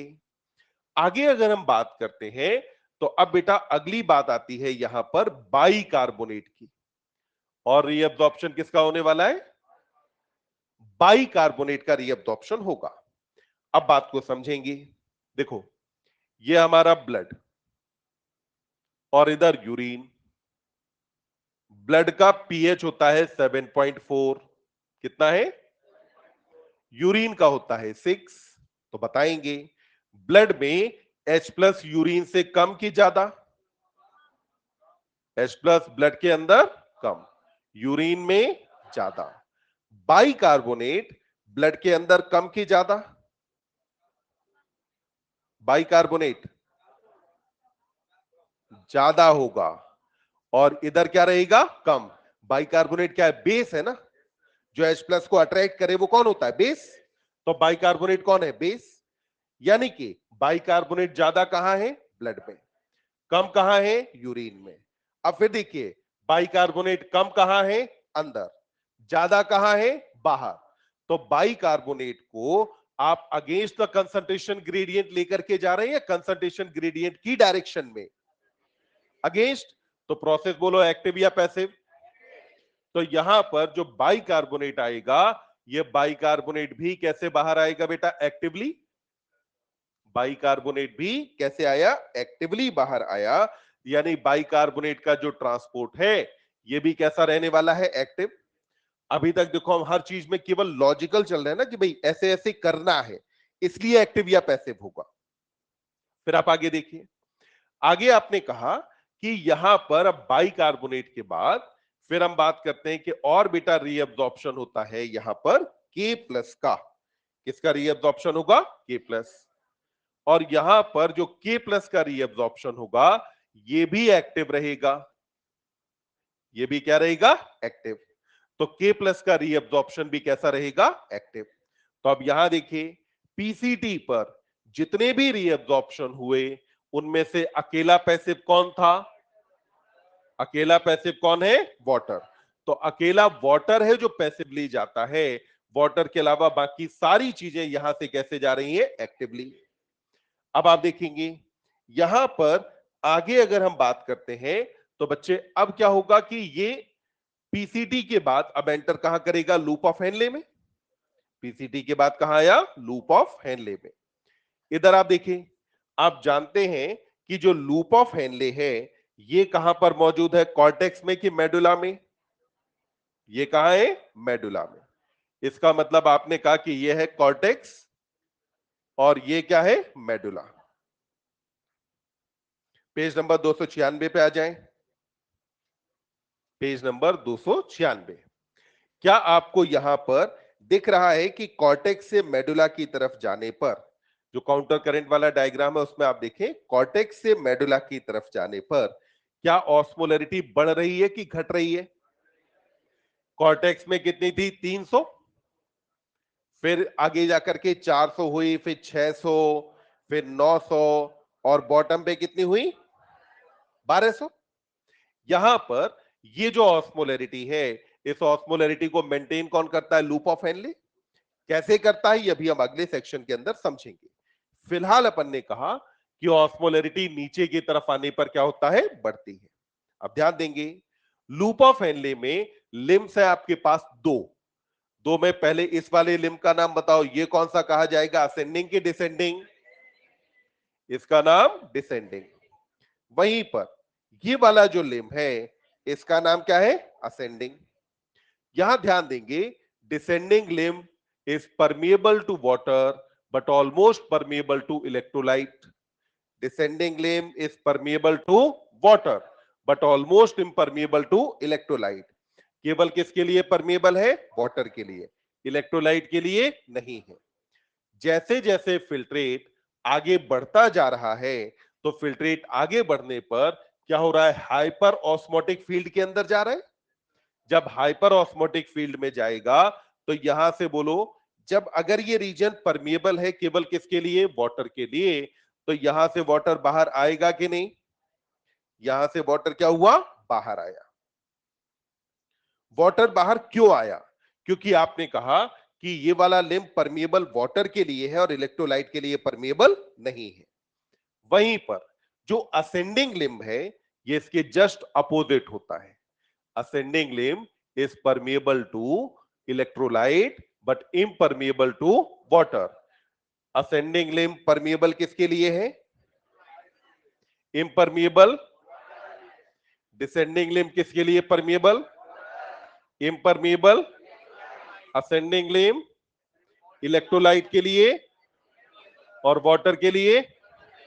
ये वाला पार्ट वाटर के लिए, सॉल्ट के लिए, ये वाटर के लिए और सॉल्ट के लिए परमिएबल।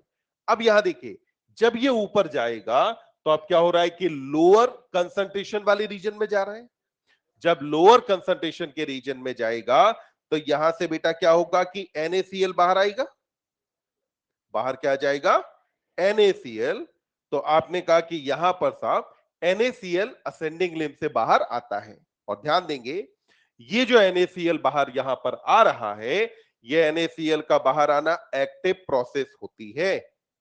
ये NaCl यहां जो बाहर आता है ना, ये एक्टिवली बाहर आता है।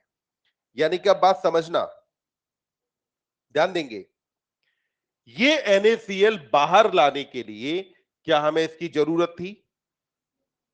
नहीं।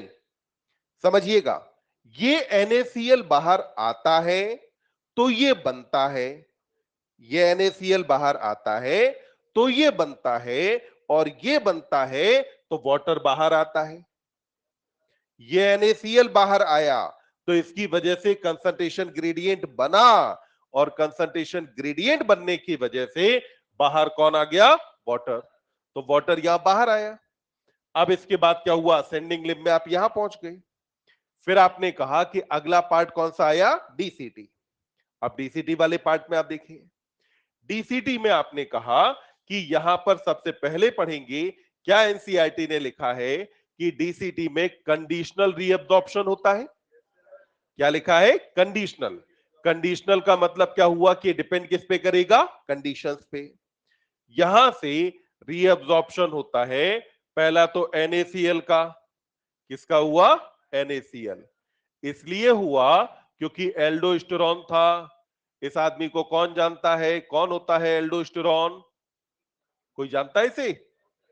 नाम सुना है कभी एल्डोस्टेरॉन का? कभी मिले हो इससे? बताओ कहां मिलता है ये? एड्रीनल कॉर्टेक्स की medulla? Adrenal cortex. Page 336, page number 336 पे आप देखिए, मिनरलो कॉर्टिकॉइड के अंदर आपको मिलेगा एड्रीनल कॉर्टेक्स से एल्डोस्टेरॉन। एल्डोस्टेरॉन मिला? मिला। तो एल्डोस्टेरॉन क्या है? मिनरलो कॉर्टिकॉइड है। ये रीअब्जॉर्प्शन किसका कराता है बेटा? NaCl का। वहीं पर यहां से और रीअब्जॉर्प्शन किसका हुआ? वाटर। किसका रीअब्जॉर्प्शन हो रहा है? वाटर। वाटर का रीअब्जॉर्प्शन यहां से कराता है ADH। कौन कराता है? ADH। ये एक आदमी का शॉर्ट में नाम है, पूरा नाम जानते हो? पूरा नाम क्या है? Anti diuretic hormone.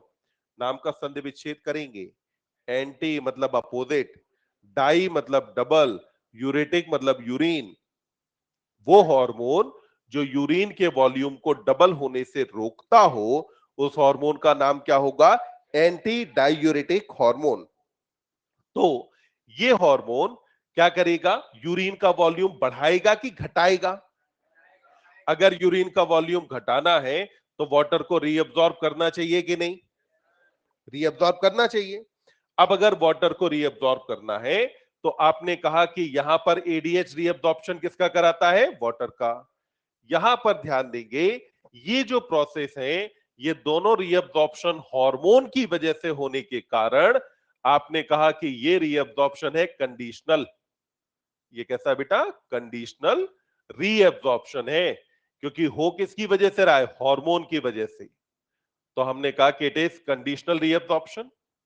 फिर वापस से देखेंगे, यहां से और रीअब्सॉर्प्शन किसका किया जाता है? बाइकार्बोनेट का।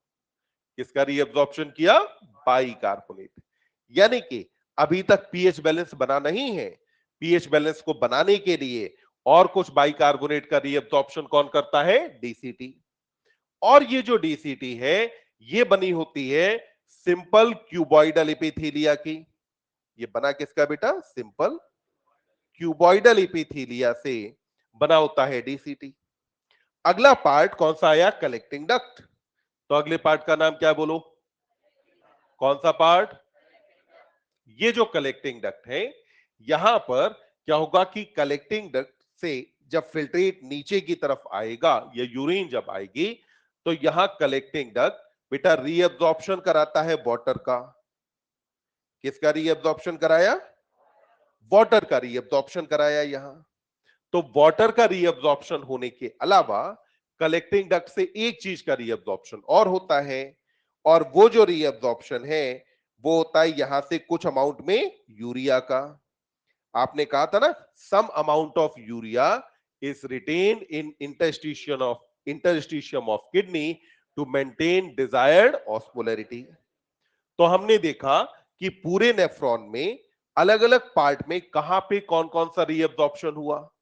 अब जरा देखिए, यहां से नमक पानी दोनों, पानी नमक, नमक पानी दोनों, और यहां से पानी। तो बताओ मिनिमम रीअब्जॉर्प्शन कहां से हुआ होगा? मिनिमम कहां से? अगर मान लो तुमने शिकंजी बनाई तो उसमें नमक ज्यादा डाला कि पानी ज्यादा, तो वहां पानी ज्यादा होगा कि यहां नमक ज्यादा होगा? पानी वहां से ज्यादा बाहर निकला होगा ना। तो मिनिमम रीअब्जॉर्प्शन कहां हुआ होगा? असेंडिंग लिम्ब पर। ये जो असेंडिंग लिम्ब है, असेंडिंग लिम्ब के बारे में आपने कहा कि यहां मिनिमम रीअब्जॉर्प्शन होता है। पढ़े लूप ऑफ हेनले में, एनसीईआरटी सबसे पहले लिखती है कि minimum reabsorption take place in its ascending limb. Line मिली? मिनिमम रीअब्जॉर्प्शन कहां हुआ? Ascending limb. और अब बताएंगे मैक्सिमम कहां? मैक्सिमम कहां? कहां पे? और minimum? Ascending limb. Maximum reabsorption PCT और मिनिमम रीअब्जॉर्प्शन असेंडिंग लिम्ब। यहां पे मिनिमम होता है और यहां पे मैक्सिमम रीअब्जॉर्प्शन होता है। अब ये तो हुआ कि आप इतना तब एक्सप्लेन कर पाएंगे जब आपको प्रिसाइजली याद हो कि कहां से कौन कौन सी चीजों का रीअब्जॉर्प्शन होता है। तो उसके लिए अपने को पहले इसे रटना पड़ेगा। ठीक, तो अपन एक बार देखते हैं कि हम आसानी से रटेंगे कैसे। तो इसको रटने का तरीका मैं आपको बताता हूं। देखो, अब क्या करो, सिलेक्टिव रीअब्जॉर्प्शन में आप सबसे पहले ले लो कि NaCl कहां कहां से होने वाला है। बताएंगे क्या पीसीटी से हुआ? डिसेंडिंग लिम्ब से हुआ? सब लोग बोलेंगे असेंडिंग लिम्ब से हुआ? डीसीटी? Collecting duct? अब अगला आ गया वाटर। वाटर पीसीटी से हुआ? डिसेंडिंग लिम्ब से? Ascending limb? DCT? Collecting duct? अब इसके बाद आया बाइकार्बोनेट। क्या पीसीटी से हुआ? और कहां से हुआ? डीसीटी। बाइकार्बोनेट के बाद फिर आप देखो के प्लस, कहां से हुआ? पीसीटी। फिर आप ले लो न्यूट्रिएंट। न्यूट्रिएंट कहां से गया? पीसीटी। तो न्यूट्रिएंट के लिए आपने कहा कि इसका रीअब्जॉर्प्शन कहां से हुआ? पीसीटी। तो न्यूट्रिएंट का रीअब्जॉर्प्शन कहां से हुआ बेटा? पीसीटी से। अब न्यूट्रिएंट के बाद फिर बचा यूरिया। यूरिया का कहां से हुआ? Collecting duct. यूरिया कहां? Collecting duct. खत्म कहानी, इतनी तो थी। फिर वापस से देखेंगे, NaCl कहां कहां? PCT, ascending limb, DCT. Water PCT, descending limb, DCT, collecting duct. Bicarbonate PCT और डीसीटी। के प्लस पीसीटी। एक बार देखना डीसीटी में दिखाए क्या डायग्राम में? शायद नहीं, सेक्रीशन दिखा है ना। हाँ, रीअब्जॉर्प्शन नहीं है। फिर अगला देखिए, न्यूट्रिएंट कहां से रीअब्सॉर्ब होंगे? पीसीटी। और फिर यूरिया कहां से हुआ? Collecting duct. अब मुझे यहां पे बताएंगे, मान लो एक क्वेश्चन आता है, उस क्वेश्चन में कहा जाता है कि एक सब्सटेंस है जिसका नाम है एक्स। कोई एक सब्सटेंस का नाम क्या है? एक्स। ये सब्सटेंस एक्स फिल्ट्रेट में यहां पर मौजूद है, पर यहां पर इस सब्सटेंस एक्स की मात्रा 0 हो जाती है। तो ये सब्सटेंस एक्स को पहचानो, कौन है? कौन होगा? न्यूट्रिएंट की मात्रा यहां पे जो भी हो, यहां क्या होने वाली है? 0। फिर अब देखिए, यहां पर अभी तक तो क्या हुआ? रीअब्सॉर्प्शन, जिसके अंदर चीजें कहां गई बेटा? बाहर। अब होना है ट्यूबुलर सेक्रीशन। ट्यूबुलर सेक्रीशन में अभी अपन ने कहा ना 80% फिल्ट्रेट यहां आ जाता है। ये जो 80% फिल्ट्रेट है, इस 80% फिल्ट्रेट में भी अभी 80% प्लाज्मा जो है, इसमें भी अभी नाइट्रोजनस वेस्ट वगैरह मौजूद है। इनको यहां भेजना है। तो अब यहां पर न केवल नाइट्रोजनस वेस्ट को भेजना है, बल्कि पीएच और आयनिक बैलेंस भी बनाए रखना है। पीएच और आयनिक बैलेंस कैसे मेंटेन करेंगे? ध्यान देंगे। सबसे पहले पीसीटी पर देखिए, क्या एनसीईआरटी ने अमोनिया लिखा है?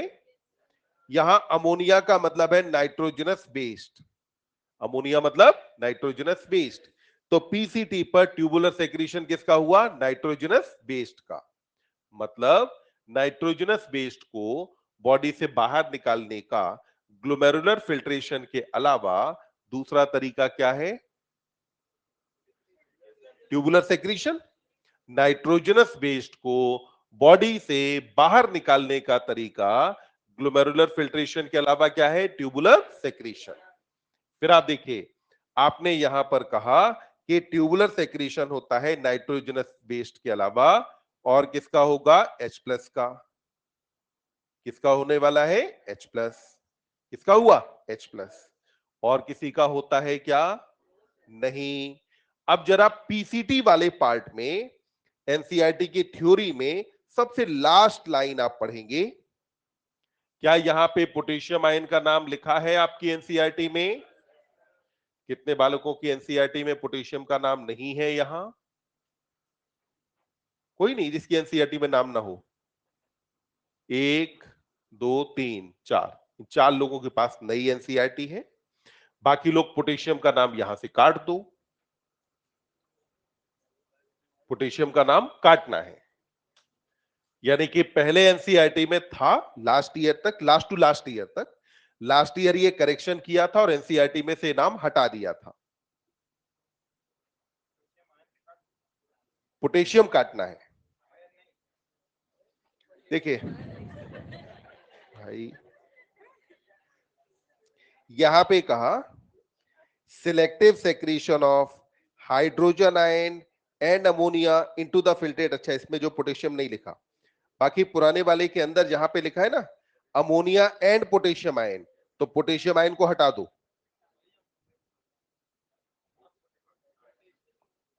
चलो अब देखो, अपन ने कहा पीसीटी पर ध्यान देंगे। पहला क्या हुआ, नाइट्रोजनस वेस्ट, और दूसरा क्या गया H प्लस। ध्यान देना, नाइट्रोजनस वेस्ट जो जाएगा ये जाता है पैसिव। नाइट्रोजनस वेस्ट का जाना कैसा रहेगा, पैसिव। तो नाइट्रोजनस वेस्ट का जो सेक्रीशन होगा ये कैसा रहेगा, पैसिव होगा। अब H प्लस पे ध्यान देंगे। H प्लस कहां ज्यादा था, ब्लड में कि फिल्ट्रेट में? फिर देखो ब्लड का पीएच कितना था 7.4, यूरिन का कितना 6, जिसका पीएच ज्यादा उसमें H प्लस कम, जिसका पीएच कम उसमें H प्लस ज्यादा। तो बोलो H प्लस कहां ज्यादा, बाहर की अंदर? अंदर। अगर अंदर H प्लस ज्यादा है तो ट्रांसपोर्ट एक्टिव के पैसिव, कैसा रहेगा एक्टिव। तो पीसीटी पर आपने कहा कि H प्लस जो जाता है ये H प्लस का ट्रांसपोर्ट कैसा है, एक्टिव। और ध्यान देंगे ये जो H प्लस यहां जा रहा है, अगर ये H प्लस नहीं जाता तो क्या बॉडी का पीएच बिगड़ जाता? तो क्या H प्लस पीएच बैलेंस बना रहा है? तो H प्लस ने यहां पर क्या काम किया, इसने बनाया बेटा पीएच बैलेंस। H प्लस क्यों जा रहा है, क्योंकि H प्लस को क्या करना है, पीएच बैलेंस बनाना है। और ध्यान रखें हमारा ब्लड एल्कलाइन तभी तक बना रहेगा जब तक कि यूरिन एसिडिक बनी रहे। समझना, हमेशा हर चीज कोशिश क्या करती है, एकदम न्यूट्रल होने की। यानी कि बॉडी में ब्लड भी चाहेगा कि एकदम न्यूट्रल हो जाए। ब्लड को एल्कलाइन बनाए रखना है तो किसी को तो बलिदान देना होगा। वो काम कौन करता है, यूरिन। तो यूरिन ने कहा कि हम H प्लस लेके जाते हैं, और यूरिन क्योंकि H प्लस लेकर के जा रही है इसीलिए तो ब्लड एल्कलाइन बना हुआ है। मतलब ब्लड में एल्कलाइन इसे रखना है, H प्लस इसके अंदर कम रखना है, तो वह H प्लस कहीं ना कहीं भेजना होगा। भेजेंगे कहां पे, यूरिन में। तो इसने क्या बनाया, पीएच बैलेंस। अब और देखिए, ये जो यहां पर यूरिया आया, ये यूरिया बेटा क्या होता है, असेंडिंग लिम्ब के थिक सेगमेंट के अंदर चला जाता है। यूरिया यहां से जाएगा इधर, फिर लौट करके यहां आ जाएगा। इस प्रोसेस को हम यूरिया रिसाइकलिंग कहते हैं, जो हम कल बात करेंगे, अभी नहीं। अभी अपन ने कहा यूरिया यहां गया फिर लौट करके यहां आ जाएगा। अब देखिए, अब हम आ जाते हैं जरा डीसीटी वाले पार्ट पर। डीसीटी वाले पार्ट पर एक तो ट्यूबुलर सेक्रीशन होता है नाइट्रोजनस बेस्ड का। किसका हुआ बेटा, नाइट्रोजनस बेस्ड। फिर आप देखिए ट्यूबुलर सेक्रीशन हुआ H प्लस का और K प्लस। ये जो K प्लस यहां पर जा रहा है, ये K प्लस यहां बेटा बनाता है आयनिक बैलेंस।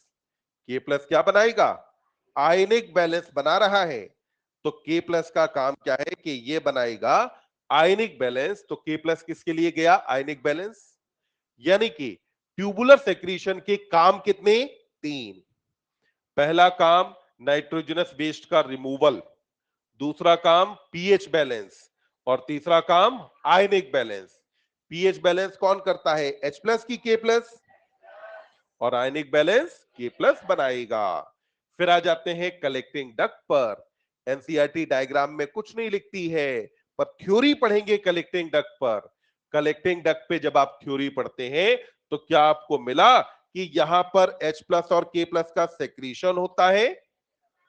तो यहां सेक्रीशन किस किस का होने वाला है, H+ और K+ का सेक्रीशन किया जाता है कलेक्टिंग डक्ट पर। यानी कि अब अगर मैं ऐसे ही ट्यूबुलर सेक्रीशन की बात करूं तो ट्यूबुलर सेक्रीशन के काम कितने, 3। पहला हुआ काम नाइट्रोजनस वेस्ट का रिमूवल, ये इसका पहला काम है। दूसरा काम हो जाता है इसका कि यहां पे पीएच बैलेंस, और पीएच बैलेंस के अलावा ये क्या बनाएगा, आयनिक बैलेंस। तो पीएच बैलेंस बनाया, आयनिक बैलेंस बनाया। ये बैलेंस बनाने के लिए ट्यूबुलर सेक्रीशन में आपने कहा कि नाइट्रोजनस वेस्ट ये कहां कहां से बाहर जाते हैं, तो बताएंगे जरा, पीसीटी और डीसीटी। कहां कहां से बाहर गया, पीसीटी और डीसीटी। फिर आप देखिए H+ कहां से बाहर गया, तो H+ का हुआ पीसीटी, डीसीटी और कलेक्टिंग डक्ट। K+ कहां से गया बेटा, डीसीटी और कलेक्टिंग डक्ट। फिर आप देखिए यूरिया कहां से बाहर गया, यूरिया कहां से बाहर गया, सेक्रीशन कहां हुआ था, thin segment of ascending limb. कहां पे हुआ, thin segment of ascending limb. तो असेंडिंग लिम्ब के थिन सेगमेंट पर यहां ट्यूबुलर सेक्रीशन किस किस चीज का हुआ, तो अपन ने कहा कि nitrogenous waste PCT DCT, H+ PCT DCT collecting duct, K+ DCT और कलेक्टिंग डक्ट, और यूरिया कहां, thin segment of ascending limb. फिर से एक बार रिवाइज करें। सिलेक्टिव रीअब्जॉर्प्शन वाटर का कहां कहां से होता है, पीस, तुम सिर्फ हाँ या ना बोलोगे, ठीक। सिलेक्टिव जो है रीअब्जॉर्प्शन में क्या वाटर पीसीटी से जाता है, कितने परसेंट, 70 to 80%। क्या डिसेंडिंग लिम्ब से जाता है, ascending limb, DCT, collecting duct, फिर NaCl पीसीटी से जाएगा, एक्टिव या पैसिव, एक्टिव। फिर क्या ये डिसेंडिंग लिम्ब से जाएगा, असेंडिंग लिम्ब से, एक्टिव या पैसिव, डीसीटी से जाएगा, कौन सा हार्मोन, एल्डोस्टेरोन। कलेक्टिंग डक्ट से जाता है क्या, नो। फिर अगला आ जाता है न्यूट्रिएंट, केवल कहां से जाता है, बाइकार्बोनेट कहां कहां से गया, पीसीटी और डीसीटी। बाइकार्बोनेट के बाद फिर अपन ने बात की कि यहां पे ले सकते हैं अपन NaCl हो गया, वाटर हो गया, बाइकार्बोनेट, न्यूट्रिएंट। अब आया K+ कहां से रीअब्सॉर्ब हुआ, पीसीटी। और फिर यूरिया कहां से रीअब्सॉर्ब हुआ, कलेक्टिंग डक्ट। अब ट्यूबुलर सेक्रीशन देखिए। ट्यूबुलर सेक्रीशन में आपने कहा नाइट्रोजनस वेस्ट का रिमूवल कहां कहां से, पहला पीसीटी गया और दूसरा डीसीटी। फिर आपने कहा कि K+ कहां से बाहर जाता है, डीसीटी और कलेक्टिंग डक्ट। H+ जाता है पीसीटी, डीसीटी और कलेक्टिंग डक्ट से। फिर आपने कहा यूरिया कहां से जाएगा, thin segment of ascending limb. तो मतलब अपने को क्या करना है, एक बार कमरे में घूम घूम के इसको तो रटना है, ठीक। एकदम प्रिसाइजली रटा होना चाहिए कि कौन सी चीज कहां से आएगी जाएगी। जब अगर ये रटा होगा तो फिर आपके पास एक्सप्लेन करने के लिए चीजें 500 हैं, और अगर वो आपने नहीं रटा है तो आप यहाँ कुछ भी ना एक्सप्लेन कर पाएंगे ना ये आपको याद होगा। तो उससे पहले क्या करना है, अपने को रटना है कि प्रिसाइजली हमें याद हो कि कौन सी चीजें कहां कहां से एब्जॉर्ब होती है।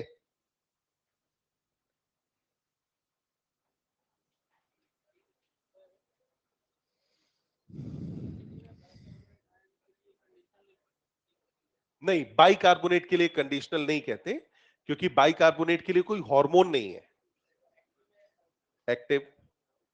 सिंपल सा लॉजिक है। लोअर टू हायर लेके जाओगे, एक्टिव ही लेके जाना पड़ेगा।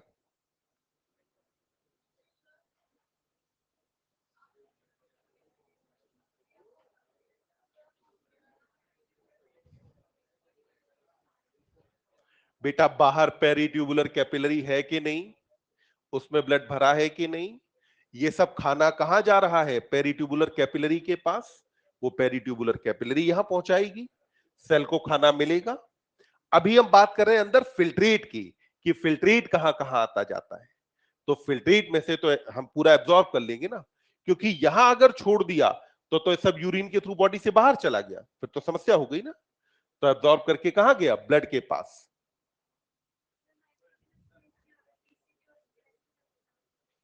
पीसीटी, नाइट्रोजनस बेस्ड का ट्यूबुलर सेक्रीशन, पीसीटी और डीसीटी, पीसीटी और डीसीटी।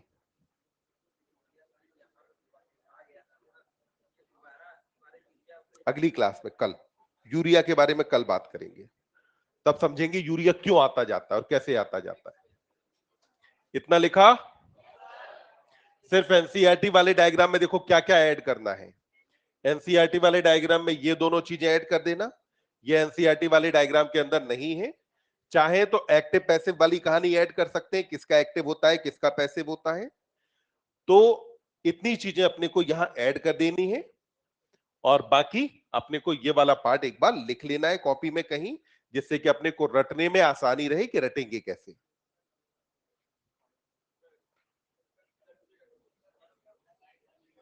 एक मिनट बेटा। आरडीएक्स साहब, डीसीटी में जो रीअब्जॉर्प्शन होता है बाइकार्बोनेट का एक्टिव है, NaCl लूप में अभी के लिए हम एक्टिव याद रखेंगे, असेंडिंग लिंब में पैसिव भी होता है पर वो कल बात करेंगे। न्यूट्रिएंट एक्टिव होगा। हाँ, एक मिनट, ये वाला पार्ट लिखा। कितने बच्चों का भी ये रह गया, जल्दी से फटाफट लिखो।